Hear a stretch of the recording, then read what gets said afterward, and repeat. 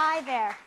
Well, I've been a practicing psychologist for many years now, but I've been noticing this trend recently. When people come in to see me and speak about their problems, they're not just sitting down and talking the way they used to. Increasingly, they're bringing in their mobile phones and talking about their online identities. So they'll show me a Facebook post, or they'll show me a Twitter argument. If they're having a relationship issue, they might bring in an email and try and analyze the meanings behind the language used or the amount of X's used to sign off with. Emojis, I'm looking at a lot of smiley faces and trying to analyze those. Come to the conclusion that basically you can say anything you want online as long as you put a smiley face. All seems to be forgiven. So all of a sudden, the opinions of others matter. Now, they've always mattered, of course, but now what's different? Now we have access to those opinions in a way like we've never had before. And this got me thinking, does therefore the way that we see ourselves online, the way that we create our identities online, affect the way that we see ourselves offline as well? Now, identity is this really interesting thing. From a psychological perspective, it's actually core to our sense of emotional well-being. When we have a strong sense of who we are, we take more risks, we come out of our comfort zone, we stand up for what we believe in.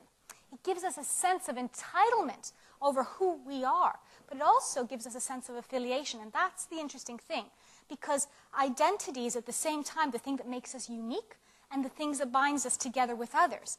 And the interesting thing is that for identity to really work, it needs to be recognized and confirmed by those around us.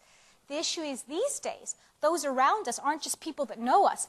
There's this wider social circle online that are able to feed back to us without having any knowledge of who we are. Now, in terms of how we construct identity, in its basis form, we look at who we are, and then we look to the world around us. We look to our parents and our communities. We look to celebrities. We look to structures like race and religion and their norms, and we devise who we want to be. And once we've done that, we hold it up for people to see. And up until now, who are we holding up these identities to? To people that knew us, to our friends, to our families, to our communities. And they kind of acted like mirrors, right? So they'd reflect back on us saying, okay, I see who you are because I know who you are, and I see what you're trying to construct, and this is what I'm reflecting back to you. So it resulted in a kind of affirmation of identity. Now our social worlds have expanded dramatically. Someone doesn't need to know you to feed back to you on what they think of your identity. Someone doesn't even need to have ever met you, come in contact with you. Now, because of the online world, it's like having a global focus group commenting on every step you make, every move, every decision. And as a consequence, this sense of self-awareness is very evident. So identity seems to have moved from something that's internally driven, this is me, this is who I am, this is what matters to me, to something externally driven. This is what I think I ought to be. This is what I think matters to you. And as a consequence, whereas it was something that people went through during their teens and early 20s, I'm now seeing these issues with identity construction affecting people in their 20s and 30s and beyond.